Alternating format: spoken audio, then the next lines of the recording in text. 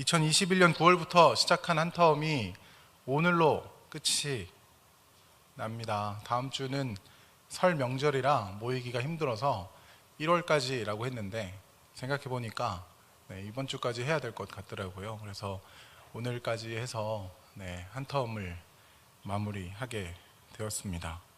여러분 한 텀 동안 어떠셨습니까?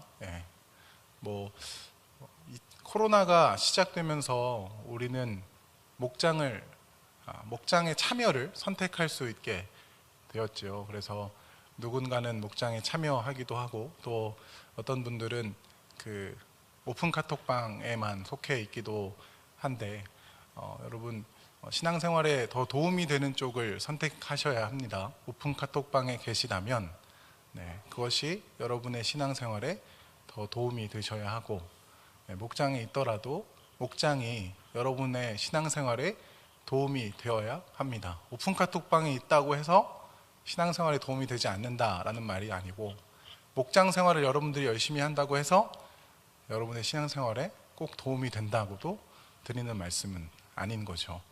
어디에 있든 무엇을 하든 하나님께로 더욱 나아가는 우리 공동체가 되었으면 좋겠습니다. 특별히 한 텀을 마무리하는데요. 목자, 또 부목자, 마을장, 또 마을장과 간사는 또 수련회도 준비해야 하기 때문에 아직 박수 받을 시기는 아닙니다. 우리 목자와 부목자들을 격려하며 우리 한번 박수하면 좋겠습니다.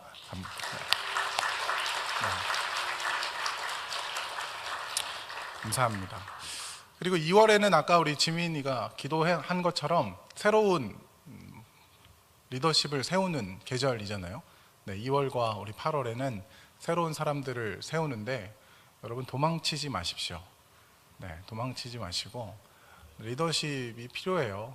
늘 부족한 것이 사람이고 여러분이 늘 필요하니까 목사님이 저나 신중건 목사님이 연락하시면 무슨 수가 있더라도 네라고 먼저 대답하십시오. 너 요즘 바쁘지? 네. 이런 거 말고 그런 거 말고 같이 하자 그랬을 때 저라도 제가 필요하시다면 기꺼이 이런 말들이 우리 공동체에 좀 나와주면 좋은데 기꺼이 제가 하겠습니다. 저를 부르시면 제가 하겠습니다. 왜 저를 안 불러주시는 거죠? 한 번도 못 봤습니다. 이번에는 좀 보기를 소망합니다.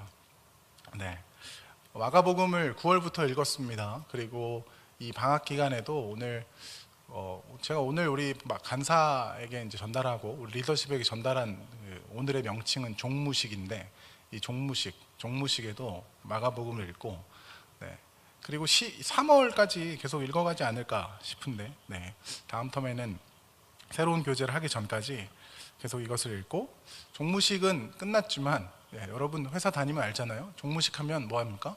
바로 시무식 하죠. 그런 개념이에요. 끝났다가 아니라 또 시작할 텐데 약간 이런 그런 생각으로 잘 기다려 주십시오. 마가복음 11장부터 16장까지 마가복음을 16장까지 있는데 계속 말씀드리지만 반으로 딱 나눴을 때 8장까지가 반이잖아요. 거기까지를 왜 어떻게 나누느냐라고 했을 때는 예수님의 순환 예고 전과 후로 나눈다라고 말씀드렸고 8장, 9장, 10장에는 한 번씩 나와요. 내가 가면 나 이제 예루살렘으로 갈 거다. 가서 어떤 일이 있을 거다. 순환을 당할 거고 죽을 거고 부활할 거다. 이런 얘기가 8장, 9장, 10장에 나오고 이제 11장부터는 실제 예루살렘으로 들어가시는 이야기가 나옵니다. 이제 11장부터는 예루살렘 경계로 들어가시고 그 안에서 14장부터는 순환이 나오니까 그 일주일간을 다루거든요. 예수님께서 죽기 전 일주일간을 다루는 이제 그 본문이 오늘 본문부터 14장 앞쪽까지 나오고 14장, 15장은 이제 예수님의 순환이 나오고 16장은 예수님의 부활 이렇게 이 마가복음이 끝이 나거든요. 전체적으로 쭉 그리시기에는 어렵지 않은 책인데 내용을 계속 읽어가다 보면 이해되지 않는 내용이 많이 있을 수는 있겠지만 전체적인 맥락은 그렇게 흐름을 잡을 수 있습니다. 그래서 11장 오늘은 예수님께서 예루살렘으로 들어가시는 장면을 그리고 있죠. 여러분 기억하지 못하시겠지만 2018년도에 요한복음을 할 때 이 본문을 제가 설교했습니다. 요한복음 12장에 나오는데, 그렇다고 그래서 제가 그 설교문을 열어보지 않았어요. 왜냐하면 똑같이 할까봐. 왜냐하면 똑같이 해도 여러분 아무도 기억 못 하실 거잖아요. 그렇죠? 저도 제 설교문을 전혀 기억하고 있지 못합니다. 그래서 새로운 마음으로 다시 한번 본문을 읽으면서 설교를 써봤는데요. 함께 하나님의 말씀을 나누면 좋겠습니다. 오늘 본문의 배경은 유월절입니다. 여러분, 저와 여러분이 잘 아는 것처럼 본문의 배경이 유월절에 그 사람들이 예루살렘으로 모이는 장면을 깔고 있어요. 유대인에게는 가장 중요한 절기가 3개 있는데 그 중에 하나가 유월절입니다. 저와 여러분이 잘 아는 것처럼 예수님은 유월절에 어린 양으로 죽으셨다라고 기억하고 있잖아요. 그러면 유월절이 무엇인가를 우리가 다시 정의해야 되는데, 궁금하신 분은 이 출애굽기 14장, 10장부터 쭉 읽어보시면 유월절이 나오는데, 애굽에서 출애굽할 때 하나님께서 모세를 통해 애굽에 내리신 마지막 재앙이 장자의 죽음 재앙이었거든요. 그 장자의 죽음 재앙에서 어린 양의 피를 문설주와 문지방에 바른 집은 내가 넘어가겠다라고 해서 패스오버가 유월입니다. 건너뛰다라는 의미로, 말은 어렵지만 그냥 건너뛰임을 당한 절기, 결국은 구원을 받은 것을 기념하는 절기이지요. 이 절기 때마다 그 이스라엘 사람들은 예루살렘으로 몰려들었습니다. 그때 예수님과 제자들도 함께 그 유월절을 위하여, 지키기 위하여 그 길에 오르셨던 것이지요. 그 길에 오르셨을 때에 예수님에 대한 소문이 파다했겠지요. 어제 우리가 지난주에 읽은 본문과 오늘 읽은 본문 그 중간에 바디메오라는 사람이 있어요. 많이 들어보셨죠? 어렸을 때 우리가 교회 학교에서 많이 들어본 노래도 있잖아요. 바디메오가 눈을 떴다네, 이런 거. 그런 노래 있잖아요. 그 바디메오가 눈을 뜨는 사건이 있는데, 요한복음에서 보면 나사로가 살아나는 장면이 나와요. 나사로, 기억나시죠? 나사로라는 사람이 있어요.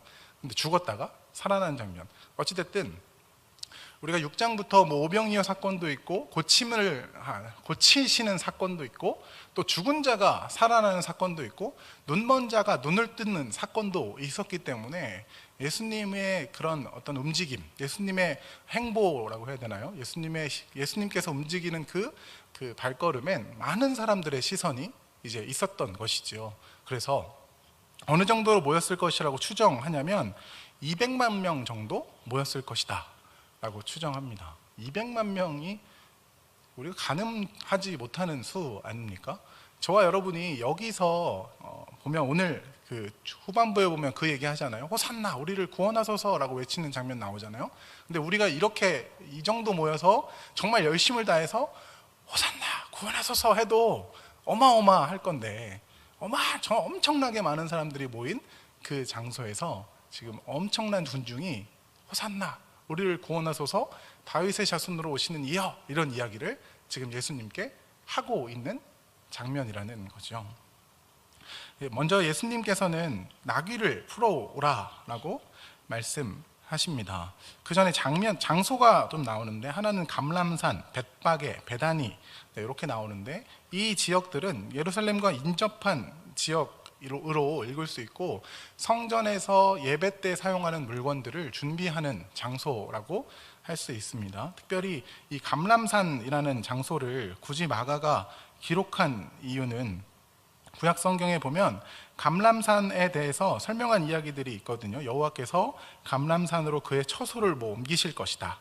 그리고 스가랴서에서는 예루살렘을 공격하는 원수들의 무리를 심판하기 위하여 감람산에 임하실 것이다 라고 예언을 하셨다. 그리고 마가 13장, 2장 후에는 예수님께서 이 감람산에서 성과 성전의 멸망을 말씀하시기도 하는데요. 아마도 마가가 이 감람산을 언급한 이유는 예수님의 메시아적 성취를 말씀하고자, 이 감람산이 메시아적 성취의 중요한 장소임을 알려주고자 이 장소를 적고 있다라고 볼 수 있는 거죠. 이제 그곳에서 예수님이 명령하십니다. 맞은편으로 가서 아무도 타보지 않은 나귀 새끼가 매어 있는 것을 보고 그 나귀 새끼를 끌고 오라라고 말씀하시는 거죠. 예수님께서는 이제 어디죠? 예루살렘에 들어가시는데 예수님이 나귀의 새끼를 끌어오라라고 말씀하십니다. 예수님께서 이 나귀를 왜 타셨는가를 오늘 우리가 좀 짚어볼 필요가 있긴 있어요. 예수님은 스스로 예루살렘의 입성에 대해서 스스로 어떤 생각을 가지고 계신가를 먼저 짚어볼 필요도 있는데요. 예수님은 이 예루살렘의 입성을 왕의 입성이라고 생각하고 들어가십니다. 네, 그렇게 생각하고 들어가시는데, 근데 무엇을 타고 들어가시는가에서 우리가 이제 머뭇거려지죠. 무엇을 타고 들어가시냐면 나귀를 타고 들어가게 되시는 거죠. 그 장면에서는 초자연적인 예수님의 능력이라고 해석한 주석도 있어요. 왜냐하면 어떤 나귀를 준비하시고 주인에게 가서 그 전후 사정이 안 나오잖아요. 나귀한테 가서 나귀 주인에게 나귀 좀 주세요. 그랬더니 뭐라 그러죠? 왜요? 네. 일부러 타이밍이 좋네요. 왜요? 그러니까 이제 주가 쓰시겠다 합니다. 네. 여기요. 이 장면 여러분 잘 연상이 안 되잖아요. 그래서 사람들이 추측을 해요. 아, 예수님이 이전에 가서 값을 지불했을 것이다. 뭐 이렇게 이야기하는 사람들도 있어요.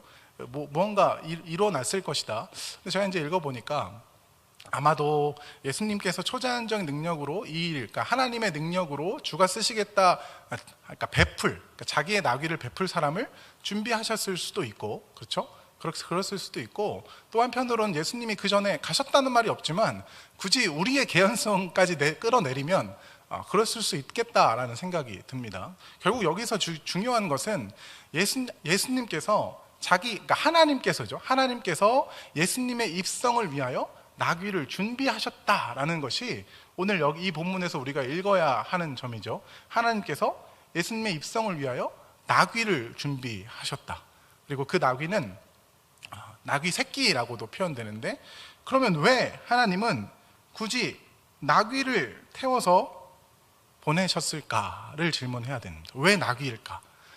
이 나귀가 여러분 왕이 이제 들어가잖아요. 개선장군, 우리가 전쟁을 경험한 적이 없어서 개선장군이라는 것 자체가 잘 떠오르지 않지만 어떤 왕의 행차라고 한다면 제가 봤을 때는 멋진 흑마라든지 아니면 아무도 갖고 있지 않은 백마를 타고 나타나야 하는 것 아닙니까? 그런데 오늘 본문에서는 나귀를 타고 오시고, 또한 나귀라고만 표현하지도 않고 나귀 새끼라고 표현하는 겁니다. 예수님의 키가 얼마나 되셨을지 알 수 없지만 제가 세발 자전거를 타는 느낌이 예수님이 나귀를 타는 모습과 별반 다르지 않다라고 생각을 합니다. 제가 우리 딸이 타는 자전거는 너무 작긴 한데, 자, 나귀를 탔어요. 나귀를 탔는데 발이 땅에 닿는 느낌이 지금 나귀의 느낌이겠죠. 어떤 주석에서는 분명히 200만 명이라는 사람이 모여들었고 어떤 소리를 하냐면 우리를 구원하소서 라고 외치는데, 로마의 군인들이 분명히 있었을 거 아니에요? 상상해 보세요. 있었을 거 아닙니까? 그런데 그들이 아무런 터치도 하지 않았던 이유가 뭐냐라고 했을 때 이 예수님의 행차가 너무도 우스꽝스러웠기 때문인 거죠. 나귀를 타신 왕이 의미하는 바가 힘과 권력과는 전혀 멀고 칼과 무기와도 전혀 먼 지금 이런 나귀의 모습으로 지금 등장하다 보니까 로마 입장에서도 뭐 하는 거야? 이런 느낌. 그리고 한편 유대인들도 외치면서도 이거 뭐지? 약간 이런 생각을 가지지 않았을까? 이건 제 생각인데, 로마인들의 입장에서는 제가 말씀드리는 생각이 그럴 수 있지 않습니까? 이거 그냥 내비둬도 아무 일도 일어나지 않겠는데 200만이라는 사람이 몰려들었고 같은 소리를 외치고 있다라는 거 얼마나 무서운 현장입니까? 그런데 아무 제재도 없었다는 것에서 이 예수님의 모습이 우스꽝스러웠을 것이다 라고 우리는 추측할 수 있죠. 계속해서 같은 질문입니다. 왜 나귀를 타고 오셨을까? 저와 여러분은 답을 이미 아시는 분도 많이 있을 겁니다. 이유는 무엇이냐면 성경에 예언되어 있었기 때문입니다. 스가랴 9장 9절 여러분 찾아보십시오. 찾아보시면 이런 말씀이 있어요. 시온에 따라, 제가 읽어볼게요. 시온에 따라 크게 기뻐할지어다. 예루살렘에 따라 즐거이 부를지어다. 보라, 너의 왕이 너에게 임하리니 그는 공의로우시며 구원을 베풀며 겸손하여서 나귀를 타나니 나귀의 작은 것 곧 나귀 새끼니라. 예수님께서 이 나귀 새끼를 타고 오시겠다라고 예언되었기 때문에 이제 타고 오시는 거거든요. 계속 읽어볼게요. 내가 에브라임의 병거와 예루살렘의 말을 끊겠고 전쟁하는 활도 끊으리니 그가 이방 사람에게 화평을 전할 것이요 그의 통치는 바다에서 바다까지 이르고 유브라데 강에서 땅끝까지 이르리라. 또 너로 말할진대 내가 언약의 피를 인하여 내가 너의 갇힌 자들을 물 없는 구덩이에서 놓았나니 갇혀 있으나 소망을 품은 자들아 너희는 요새로 돌아갈지니라. 내가 오늘도 이르노라 내가 내게 갑절이나 갚을 것이라.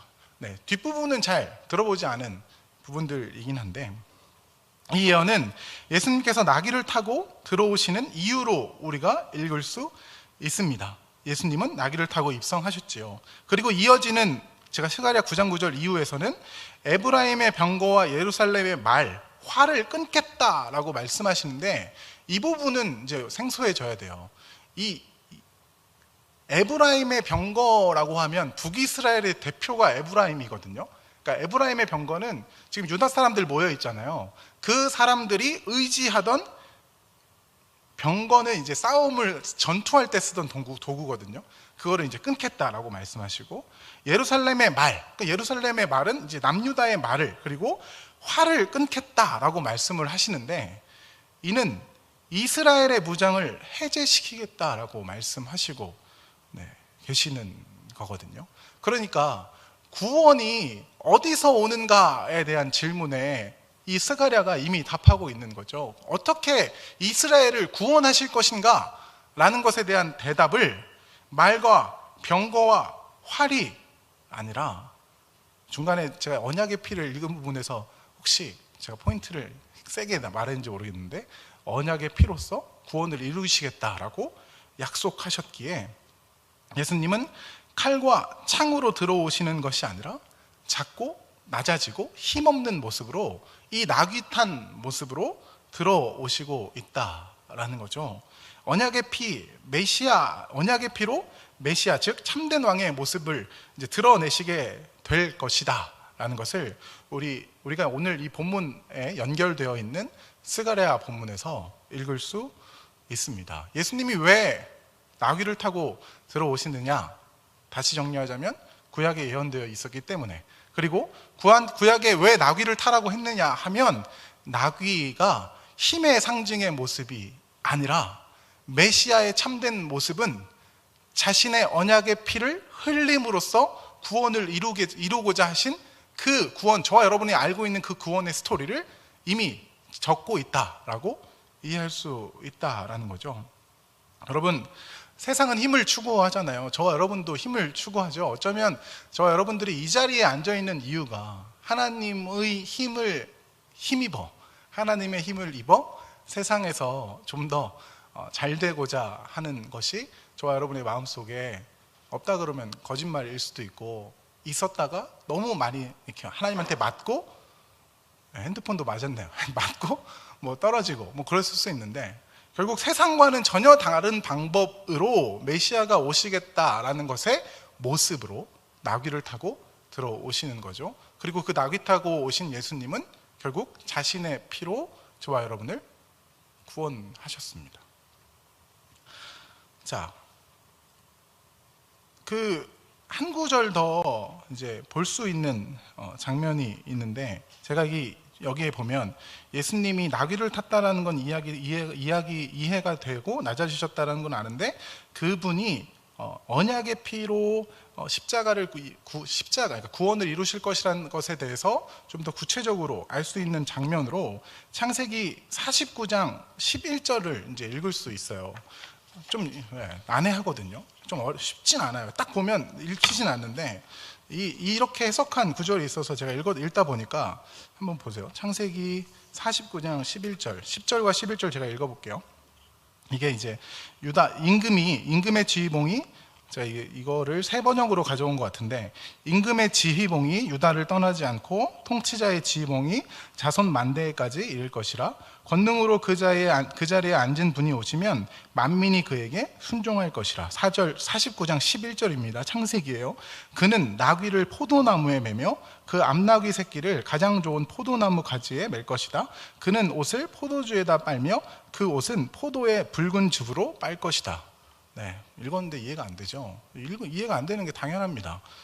어떻게 이걸 이해해야 한다고 말하는 사람이 있냐면, 여기 보세요. 여기에 매여 있는 나귀는 포도나무에 매여 있는 나귀로, 이 나귀를 타고 오시는 포도나무이신 예수님의 모습을 그리는 거고, 결국 그의 옷을 포도주에 빨게 되는 것은 자신의 피로 옷을 붉게 물들이는 것을 의미한다고 읽을 수 있다라는 거죠. 이해가 됩니까? 그러니까 포도나무에 나귀가 매어 있잖아요. 그러니까 그 포도나무가 이 예수님인데, 그 포도나무에서 포도즙이 나와요. 근데 그 너무 알고리즘적 해석이다라고 말씀하셔도 맞는 말일 수 있어요. 그런데 보세요. 그 포도나무, 우리가 포도나무 하면 그 요한복음 15장에서 예수님은 나는 포도나무요 너희는 가지니 라고 얘기하잖아요. 이렇게 해석하는 게 알고리즘 해석이에요.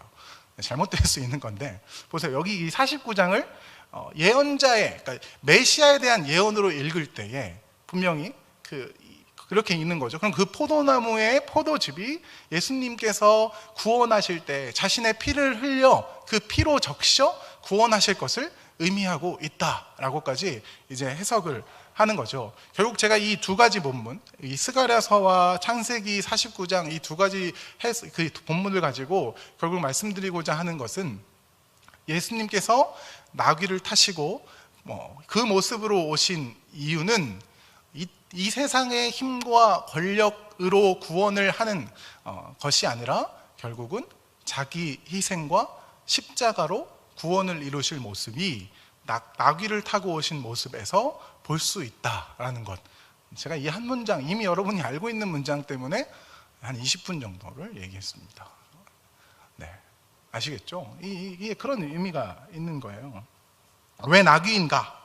세상의 힘과 권력보다 더 큰 능력으로 세상을 구원하는 것이 하나님의 일하시는 방법이 아니라 세상과는 다른 방법으로, 즉 자기 희생과 십자가로 세상을 구원하시는 메시아의 모습을 온전히 보여주시기 위하여, 그래서 나귀, 즉 나귀 새끼를 타고 그렇게 우스꽝스러운 모습으로 이 땅 가운데 오셨다라는 겁니다. 이 장면에서 우리가 또 하나 살펴볼 수 있는 것은 이제 종려나무 가지인데, 오늘 본문에서 이제 가지를 흔드는 모습이 나타나진 않아요. 그런데 우리가 오늘도 찬양했잖아요. 호산나, 호산나 찬양할 때 우리 교회 학교에서 이제 종려나무 가지를 이렇게 흔들었던 모습을 여러분 기억하실 거예요. 어쩌면 그게 뭔가요? 라고 얘기할 수도 있지만, 이 당시에 사람들이 예수님이 지나가실 때 뭔가를 흔들면서 이제 예수님을 맞이했습니다. 그것을 이제 종려나무 가지를 흔들었다라고 요한복음에 좀 더 명확하게 나오는데, 그런데 이제 재밌는 것은 종려나무 가지는 유월절을 상징하는 의미의 이 행위, 퍼포먼스가 아니었다라는 거죠. 그럼 종려나무 가지는 언제 흔들었냐라고 했을 때는 장막절에 흔들었던 것이 더 가깝대요. 장막절이 아닌 유월절에 왜 이 이스라엘 백성들이, 이 역사를 아는 이스라엘 백성들이 이 종려나무를 흔들었냐면, 그것은 유대의 구원과 연관이 있는데, 예수님이 오시기 전에 한 200년 전, BC 164년경이라고 이야기하는데, 그때에 어떤 일이 있었냐면, 유다가 그때도, 그 당시에도 식민지로 살고 있었는데, 식민지로 살고 있던 유다의 해방을 얻었던 때가 있었어요. 그때에 마카비라는 사람이 그 해방을 주도하고 성전을 청결케 하고, 그때에 나왔던 그 일로 나왔던 절기가 수전절, 하누카, 뭐 수전절이라는 절기는 요한복음에서 우리가 한번 읽은 적이 있거든요. 물 떠다 놓고 막 이렇게 하는 그 절기가 있는데, 어찌됐든 그 마카비라는 왕조가 유대를 구원했던 것을 기억하며 종려나무 가지를 흔들었습니다. 왜냐하면 마카비 왕조의 문향이 종려나무 문향이었기 때문이에요. 이 유대 왕조, 그러니까 유대의 회복, 마카비가 한번 경험하게 했던 그 유대 로마로부터의 그 속국에서 벗어나는 그 회복을 기대하며 이 사람들이 지금 종려나무 가지를 흔들었던 것이지요. 결국 이 사람들이, 이 유대인들이 예수님을 보며 예수님께서 하실 그 메시아로서 오시면서 원했던 것은 유대 나라가 로마로부터 독립할 것을 기대하며 지금 예수님을 환영하고 있었다라는 것을 읽을 수 있어요. 앞에서 가고 뒤에서 따르는 이들이 호산나 찬송하리로다 주의 이름으로 오시는 이여 우리 조상 다윗의 나라여 가장 높은 곳에서 호산나 이렇게 지금 외치고 있지 않습니까? 이 장면. 그러니까 이 유대인들의 마음 속에는 지금 우리나라를 군사적으로 그리고 정치적으로 독립시켜 주세요 라는 의미로 지금 예수님을 받아들이고 있는 거죠. 그런데 우리가 또 하나 찾아봐야 할 구절이 있는데요. 지금 이 호산나 주여 우리를 구원하소서라는 이 장면은 시편 118편에서 나옵니다. 시편 118편 25절, 26절, 27절에 나오는데, 결국 뭐 이것을 읽지는 않겠습니다. 여러분 찾아보세요. 거기 나오는데 결국 거기에서 이 구원하소서라고 했을 때의 구원, 그러니까 무엇으로부터의 구원하소서라는 것인가 라고 했을 때 죄로부터의 구원을 말해요. 죄가 무엇인지 우리 계속해서 많이 나눴잖아요. 죄로부터의 구원. 그러니까 예수님께서 나귀를 타고 우스꽝스러운 모습으로 들어오셔서 이루시고자 한 그 구원이 무엇으로부터의 구원이냐라고 했을 때 죄로부터의 구원이라는 거죠. 오늘 우리가 지금 저 위에 보면 이제 임재라는 단어가 있잖아요. 저기 임재라는 단어가 어디서 나오냐면 마태복음 1장 23절에 나오거든요. 근데 마태복음 1장 23절에는 임마누엘이라는 단어가 나오는데 예수님의 이름이죠. 그리고 마태복음에 또 보면 그 이름을 예수라 하라라고 얘기하는데, 예수라 하는데 그가 자기 백성을 그들의 죄에서 구원할 자다라고 명확하게 이야기하고 있거든요. 예수님께서 이 땅 가운데 오셔서 메시아로서 하시는 역할은 뭐냐면 그가 자기 백성을 그들의 죄에서 구원하시기 위하여 오셨다라는 거죠. 지금 오늘 제가 말씀드린 이 시편 118편에도 결국 그 이야기를 하는 거예요. 그들의 죄에서, 우리의 죄에서 우리를 구원하소서라는 것으로 읽을 수 있는데, 지금 이 유대인들은 자신의 죄에서 구원하실 메시아가 필요한 것이 아니라 지금 우리를 속국으로 만들고 우리의 자유를 억압하고 있는 이 로마의 정치체계 안에서 우리를 구원하소서. 마카비를 떠올린 것은 무력으로 구원하소서이거든요. 그들은 무력 투쟁으로 이겨냈기 때문에. 그런데 예수님은 그것을 그렇게 오시지 않았기 때문에 결국 지금 이 11장이 아니죠. 11장에서 마가복음 11장에서 외쳤던 이 사람들, 우리를 구원하소서, 호산나, 우리를 구원하소서라고 외쳤던 이 사람들은 며칠 지나지 않아 예수를 십자가에 못 박으소서라고 외치는 군중으로 변해버립니다. 왜 그렇게 변합니까? 이 예수님이 우리를 그들의 바램대로 무력으로 어떤 힘으로, 특정한 힘으로 그들을 구원하시지 않을 것이 확증되었기 때문에 결국 그들의 원하는 바가 이 예수님을 통해서 이루어지지 않는다는 것이 드러나서 결국 우리를 구원하소서라고 외쳤던 그 사람들이 그 목소리로 그 자를 못 박으소서 하는 이런 아이러니가 나타나게 되는 것이죠. 자, 여러분, 우리가 여기에서 먼저 점검해야 될 것은 무엇입니까? 예수님이 여러분에게 어떤 분이신지 다시 확인해야 됩니다. 예수님은 여러분에게 어떤 분입니까? 이 유대의 사람들과 저와 여러분이 다르다라고 한다면 무엇이 달라야 하냐면 나를 죄에서 구원하소서라는 고백으로 우리가 예수님을 경험해야 한다라는 거죠. 저는 이미 죄를 구원받았는데요 라고 우리가 생각할 수 있지만, 우리는 매일매일 하나님께로 가까이 나아가지 않으면 죄에 떠내려가는 사람들임을 기억해야 하기 때문에, 어제의 구원이 오늘의 우리를 구원해 주지 않는다. 제가 이렇게 말하고 다시 이해하면 이상한 말이 될 수 있는데, 우리가 한 번 받은 구원을 하나님의 은혜 안에서 계속 유지할 수 있는 비법은 성령을 계속 초대하는 것밖에 없거든요. 하나님께 우리를 맡기는 것 외에는 없거든요. 그러니까 구원이라는 것은 어제 있었던 일이 아니라 오늘도 있어야 하는 일이고, 우리의 모든 삶 가운데 매일매일 일어나야 하는 일로서 우리가 예수님을 받아들여야 한다라는 거죠. 그러니까 구원을 지금 죄에서 구원하소서라고 이해하면 어렵고, 구원 자체라는 그 단어를 하나님과의 연합으로 이해하면 조금 더 쉬워지긴 해요. 저와 여러분들이 매일매일 하나님과 동행하여 연합하여 사는 삶을 구원이라고 하는 거거든요, 결국. 그러니까 구원이 과거에 나는 예수님을 믿음으로 구원을 받았습니다, 예수님을 10년 전부터 믿었어요, 이게 아니고 오늘 예수님이 내 삶 가운데 주인으로 살고 계십니다 라는 그것이 오늘 우리에게 필요한 구원이라는 거죠. 그 관점에서 우리는 예수님을 바라봐야 한다라는 거죠. 예수님이 여러분의 앞날을 책임지십니다. 그런데 여러분이 원하는 바를 이루어 주시진 않을 수 있죠. 근데 이것이 우리의 늘 갈등이고 숙제이고 문제이지 않습니까? 내가 원하는 바를 하나님께서 이루어 주시지 않는다. 왜 이루어 주시지 않지? 내가 목자를 하지 않아서인가? 맞습니다, 여러분. 뭐 쓸데없는 얘기인데요. 여기는 아니고요. 네. 여러분 이런 거 생각할 수 있잖아요. 왜 내가 원하는 바를 이루어 주시지 않는가? 네. 근데 우리의 문제는 늘 거기에 있는데, 지금 그 얘기를 하는 것이 아니라 성경은 무슨 얘기를 하냐면, 하나님이 구원을 위한 모든 것은 우리에게 주시되 너가 원하는 모든 것은 안 주실 수 있다라고 계속 이야기를 하시는 거죠. 그래서 결국 예수님을 구원자라고 말했던, 호산나 우리를 구원하소서라고 말했던 이 사람들이 돌아서는 이유가 뭐예요? 내가 원하는 바를 이루어 주시지 않았기 때문에. 그럼 저와 여러분은 어떻게 해야 합니까? 내가 원하는 바를 이루어 주시지 않아도 그것이 하나님과의 연합에 더 가까이 가는 거면 아멘 하겠습니다 라는 신앙 고백이 결국 있어야 한다라는 거죠. 결국 거기까지를 우리를 초대하고 있는 거거든요. 또한 그 구원,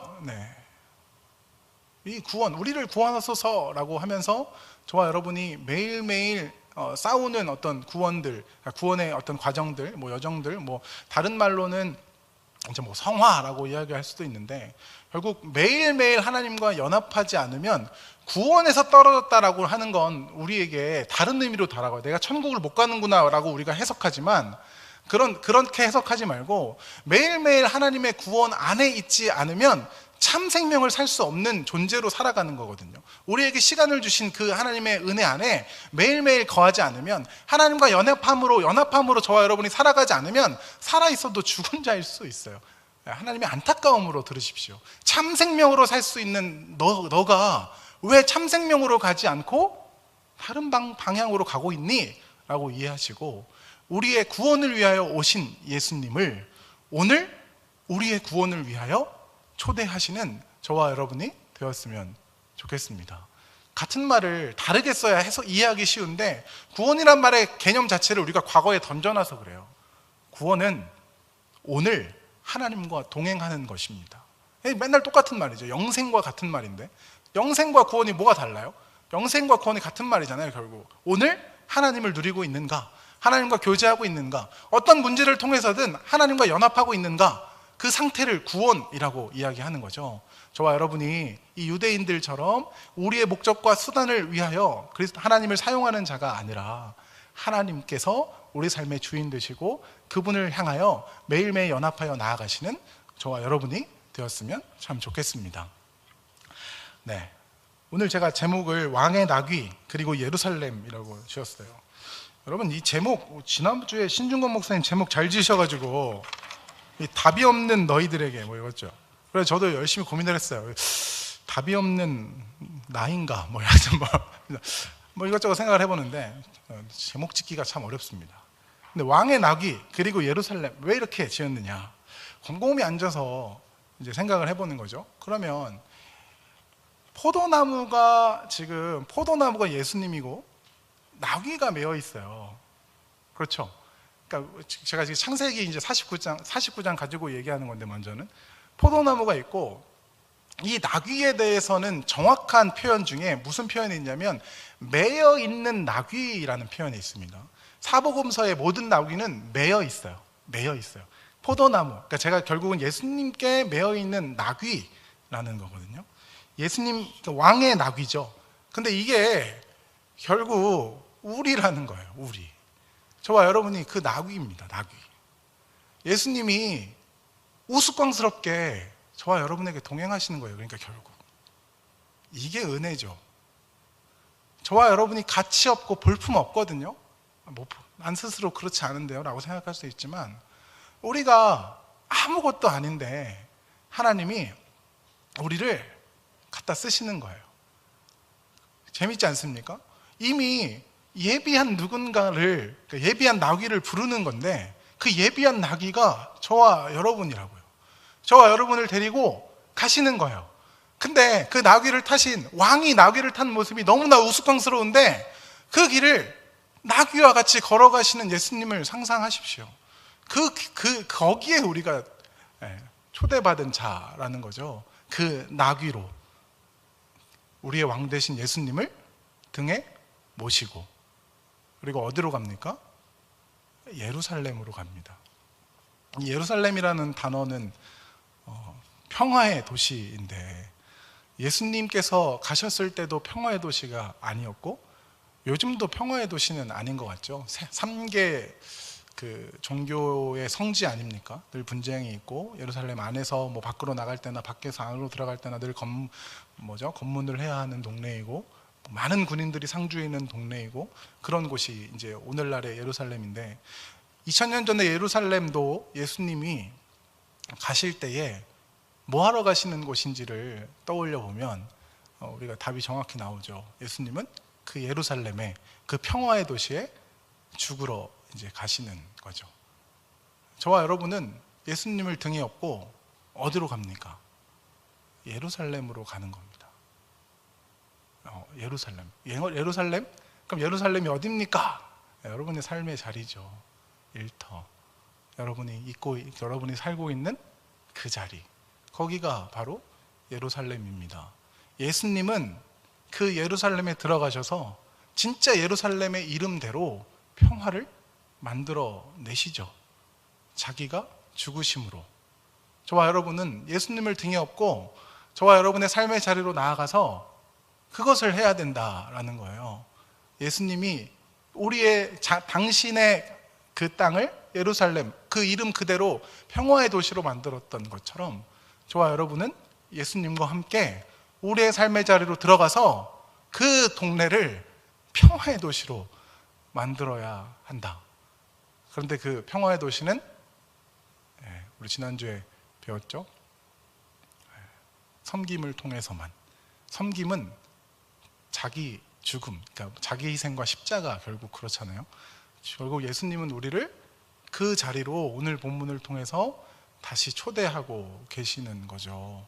예수님을 등에 업고 우리는 떵떵거리는 자가 아니라, 이미 우리가 너무 초라해서 할 수 있는 말도 없고, 또한 우리가 너무 누추해서 예수님께 말씀드릴 수도 없는데, 예수님께서 우리와 함께 해주시거든요. 우리는 그분과 함께 우리가 사는 모든 세상 가운데 평안을 전해야 하는 자로, 그 평안은 우리의 희생과 헌신을 통해서 이루어내는 자로 오늘 우리를 부르고 계신다라는 것을 기억하시는 저와 여러분이 되었으면 좋겠습니다.